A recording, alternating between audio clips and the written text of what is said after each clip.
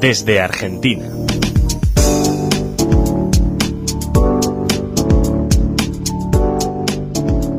Hola oyentes de Radio Sefarad, volvemos a comunicarnos con Argentina, con la redacción de Nueva Sion y con su director Gustavo Efron. ¿Qué tal, Gustavo? Hola Jorge, ¿cómo están? Bueno, hoy vamos a entablar un debate singular porque se llama el debate por señas, aunque lo haremos por radio que no se van a ver las señas. Exactamente. Voy a trabajar a partir de un texto, de un cuento que se llama El debate por señas, ¿no? Que es un cuento tradicional anónimo y que eso nos va a permitir, creo yo, a partir de ahí empezar a reflexionar sobre diferentes cuestiones de la comunicación, de los sobreentendidos, de los malentendidos y también al interior de lo que es la comunidad judía, ¿no?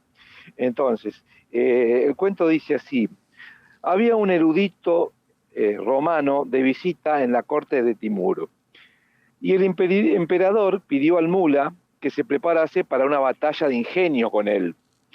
El mula amontonó sobre el lomo de su burro libros con títulos ficticios, pero que sonaban muy impresionantes, tales como la teoría de los bifurcantes universales, la erosión y la civilización, una crítica de la pureza tolerante, orígenes sociales de la desactivación mental. Digamos, el día de la prueba, el mula apareció en la corte con su burro y sus libros, ¿no? Su ingenio natural y su inteligencia abrumaron al erudito romano, que decidió poner a prueba los conocimientos teóricos del mula. El erudito romano levantó un dedo. El mula respondió con 2 dedos. El romano levantó 3 dedos. El mula respondió con 4 dedos. El erudito romano mostró su palma, a lo que el mula respondió con el puño cerrado. El erudito abrió su cartera y sacó un huevo. El mula respondió sacando una cebolla de su bolsillo. El romano preguntó: ¿qué evidencia tienes? El mula respondió: la teoría de los bifurcantes universales, una crítica de la pureza tolerante.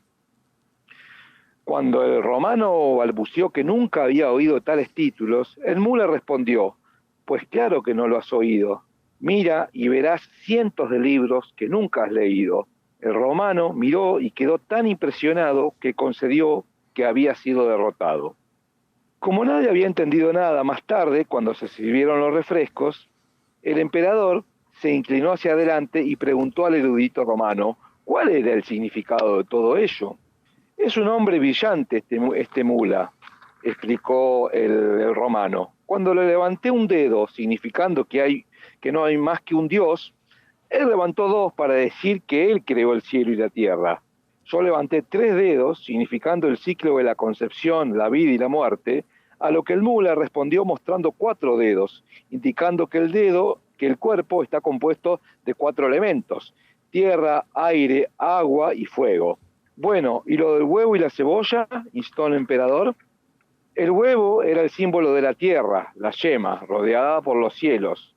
El mula sacó una cebolla, indicando las capas de los cielos alrededor de la tierra. Le pedí que apoyara su afirmación de que hay el mismo número de capas en los cielos que en la piel de la cebolla, y la apoyó con todos esos libros sobre los que yo, desgraciado de mí, lo ignoro todo. Tu mula es un hombre muy sabio, ciertamente. El romano, abatido, partió. El emperador preguntó a continuación al mula sobre el debate. El mula respondió: fue muy fácil, majestad. Cuando levantó dos dedos desafiándome, yo levanté 2, significando que le secaría ambos ojos. Cuando levantó 3 dedos, con el significado estoy seguro de que daría 3 patadas, le respondí amenazándole con 4 patadas. Su patada entera, naturalmente, significaba una bofetada en la cara, a lo que respondí con el puño apretado. Viendo que iba en serio, empezó a mostrarse amistoso y me ofreció un huevo, así que yo le ofrecí la cebolla. Y así culmina el cuento. Uh-huh. Como ven, todo un tratado, el cuento, sobre las diferentes manifestaciones y expresiones que hay. Uno acá lo pone en señas, ¿no? Pero en realidad tiene que ver con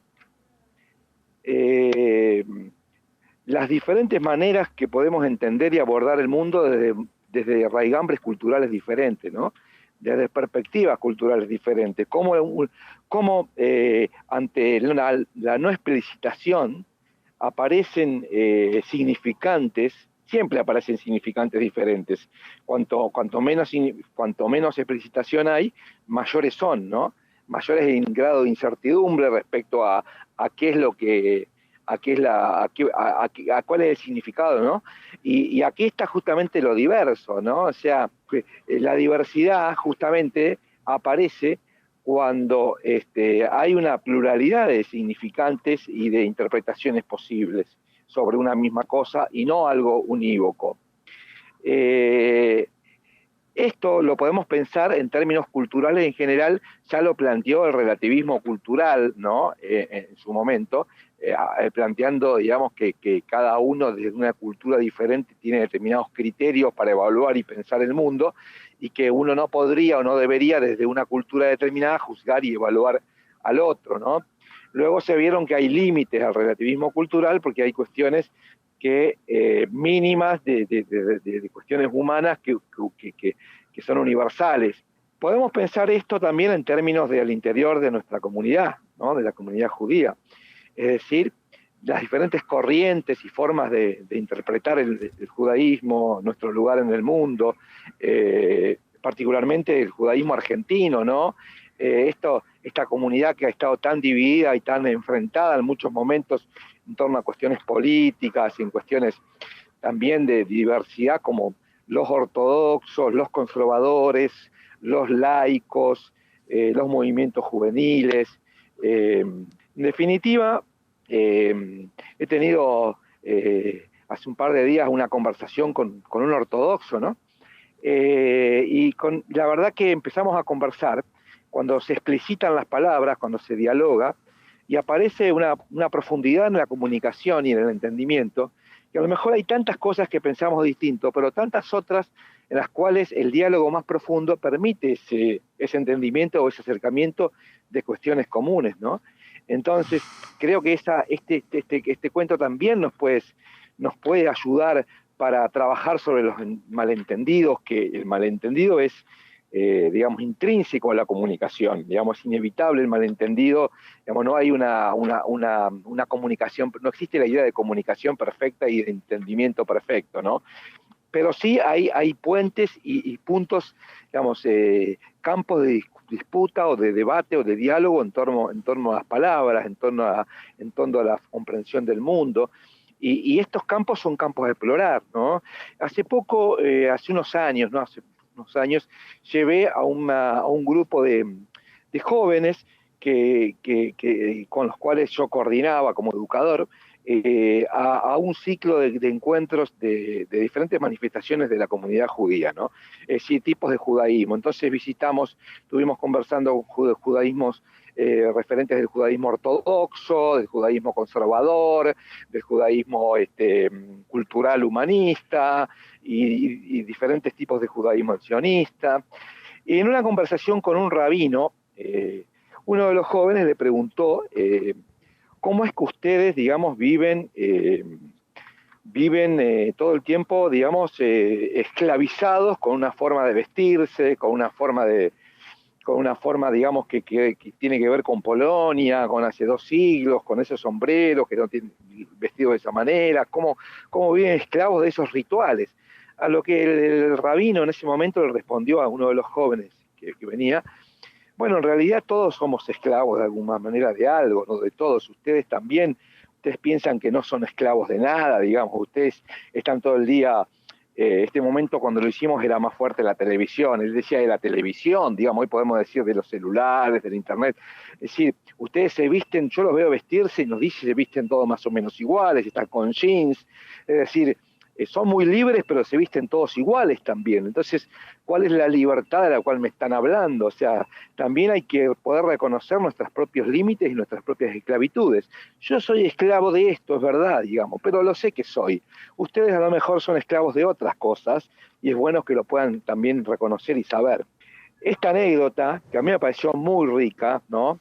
también ayuda a pensar, ¿no? En términos de esta forma de entenderse a sí mismo en un contexto de lo diverso, ¿no? Del otro como diferente, pero que también tiene su propia forma de entender y ver lo propio. Y bueno, y creo que el cuento sirve para esto, ¿no? Para pensar lo diverso, lo múltiple, entender el otro, entender esto de nuestros límites, de nuestras esclavitudes, de nuestras formas digamos, de esa ruptura con esta mirada tan encerrada en sí mismo, ¿no? Tan encerrada, tan endógena, tan ombliguista, como se dice, ¿no?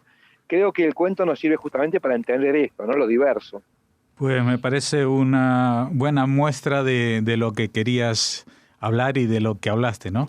Incluso también de cómo las mismas palabras o las mismas señas, en este caso, cada uno podía interpretarlas de otra manera, y eso nos habla también de las múltiples lecturas que se pueden hacer de una misma realidad desde las experiencias personales y desde estos pensamientos que igual no son tan personales, pero sí que corresponden a determinadas corrientes.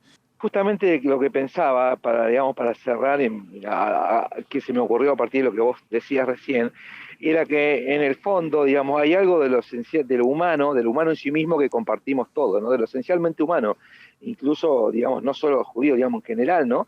De lo esencialmente humano, y en el fondo, detrás de todas las particularidades culturales, digamos, hay historias que tienen que ver con lo más propio, con lo más emocional, con lo que nos unen, ¿no? Y que cuando uno llega a ese fondo, en definitiva, hay muchas cosas, ¿no? Hace poco veía la serie Shtisel, ¿no? Uh-huh. Esta de los ortodoxos, y entonces, no sé si la viste, sí. Y es extraordinaria para mí esta serie, porque en definitiva, personas que teóricamente podrían ser tan diferentes a lo que es uno como un judaísmo laico, ahí se veían cuestiones tan humanas de lo que le pasaba a cada uno de los personajes, que nos podrían pasar a mí, a cualquier otro, digamos.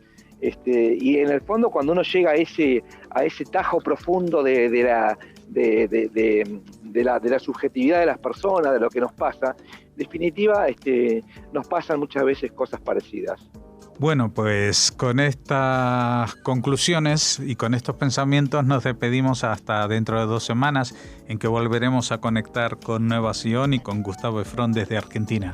Muchas gracias por habernos atendido. Gracias, Jorge, un saludo a toda la audiencia.